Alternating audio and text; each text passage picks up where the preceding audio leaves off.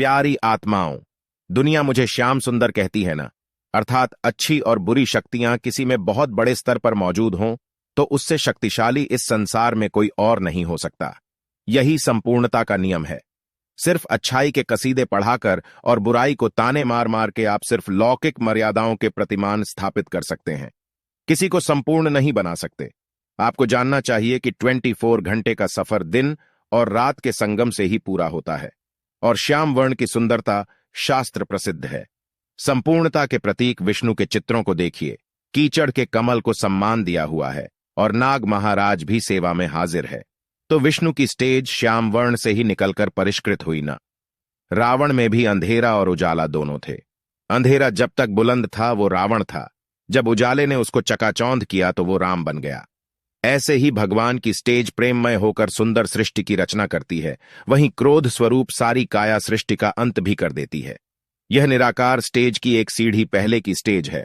मतलब प्रकृति आपको उस स्टेज तक ले जाने में तब सहायक बनेगी जब आप उसको खुद संगवारी बनाएंगे। 5 तत्वों का आपका तिरस्कार उसे रुष्ट कर देता है। आपकी आत्मा में दोनों तरह के गुण मौजूद हों तो आपकी आत्मा से ज्यादा पावरफुल कोई हो नहीं सकती। ये गुरु लोग ड्रामा अनुसार जो लच्छेदार भाषण देते हैं, अज्ञान का जैसे शास्त्रीय संगीत सुनाते हैं, दरअसल वे भी आपके सामने बहुत कमजोर हैं, क्योंकि सबने प्रकृति को दुत्कारा हुआ है। स्वाभाविक है वो शरीर को हेय दृष्टि से देखते हैं, तो उसमें विराजमान भूमि, जल, आकाश, अग्नि, वायु तत्व को भी महत्व नहीं देते।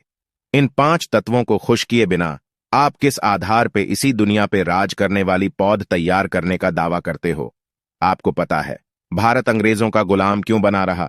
इन्हीं गुरुओं की अविनाशी नासमझी की वजह से, जो न शारीरिक कला का सम्मान करते हैं और न भौगोलिक कला का, सिर्फ आत्मा आत्मा के रट्टे मारते रहते हैं। एक गुरु कहता है आत्मा बिना शरीर फुदक फुदक के राज करेगी क्या, लेकिन अगली ही घड़ी सबक पढ़ता पाया जाता है कि शरीर को पूरा भूल जाना है। शरीर भूल जाओ, भूगोल भूल जाओ, तो राज किस बूते पे, किस ग्रह पे करोगे? ब्रिटिश राजशाही का लंदन स्थित आधिकारिक निवास है बंकिंघम पैलेस। आपको जानकर ताज्जुब होगा कि अंग्रेजों ने कैसे प्रकृति को खुश करके अपनी बेशुमार ताकत का उससे जैसे वरदान मांग लिया। जब केवल प्रकृति से दोस्ती करके राजशाही मिल जाए तो अकेले आत्मा पे 100 साल की मेहनत किस काम की रह गई। भारतीय लोग अपने ही शास्त्रों को प्राथमिकता नहीं देते, पर अंग्रेजों ने प्रयोग किया और अद्भुत परिणाम पाए। पैलेस का 45 डिग्री कोना इतना बड़ा कर दिया कि अति का पॉजिटिव हो गया। वे इतना ही नहीं रुके, उनमें अपने पराक्रम बल को बढ़ाने की इतनी भूख थी कि नेगेटिविटी बढ़ाने में भी हिचक नहीं दिखाई और भवन का 225 डिग्री कोने का भी विस्तार कर दिया, जो ईशान कोने के विस्तार से कुछ कम था। प्रकृति तत्व के हिसाब से इस दिशा के विस्तार से उस भवन में रहने वाले लोगों की प्रॉपर्टी बनाने और धन कमाने की भूख इतनी बढ़ जाती है कि वे बहुत आक्रामक होकर नरसंहार करने से भी नहीं चूकते। अंग्रेजों ने ऐसा ही किया। ईशान कोने का सकारात्मक साथ उन्हें था ही, जिस वजह से उन्होंने दुनिया पे राज किया। लेकिन अंग्रेजों की अगली पीढ़ी अपने पूर्वजों की विरासत संभाल न सकी और 1913 में उसने भवन के ईशान कोने को बिगाड़ डाला। फलतः धीरे धीरे वो कमजोर होते चले गए और उनका राज समाप्त हो गया। ठीक इसी तरह आत्मा और देह दोनों का परिष्कार होना चाहिए। संस्कार मिलन आदर्श है तो देह का सामाजिक मिलन असंवैधानिक कैसे हो गया? आत्मा को सम्मान, देह का बहिष्कार जैसे विरोधाभासी हो गया। डब्बे के बिना संगीत गुनगुनाएगा किससे? आत्मा कभी खाली हो नहीं सकती, लेकिन वो जब ड्राइवर बनकर भ्रिकुटी पे बैठती है तो बुद्धि को कमान देती है।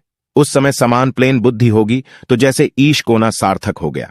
तब वही कोना प्रगति देता है। अगर उसमें देह के प्रति नफरत भरी होगी तो नीचे भी गिरा देता है।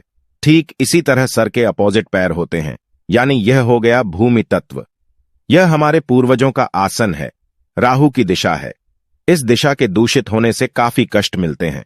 इन्होंने कृष्ण को चित्रों में पुरानी दुनिया को बुद्धि रूपी पांव से ठोकर मारते हुए दिखाया है, जबकि कृष्ण ने ऐसा कुछ नहीं किया था।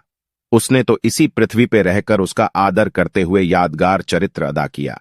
सृष्टि को गुमराह करने से पहले कृष्ण के यादगार दोहरे श्याम सुंदर चरित्र को भी तो स्मृति में रखना चाहिए।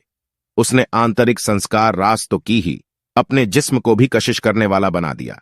बाकी यज्ञ ने प्रकृति के पृथ्वी तत्व को विनाशी बताकर उसे बुद्धि से ठोकर मारी, तो प्रकृति भी उन्हें लात मार के स्वर्णिम संगम युगी सतयुग से बाहर कर देती है।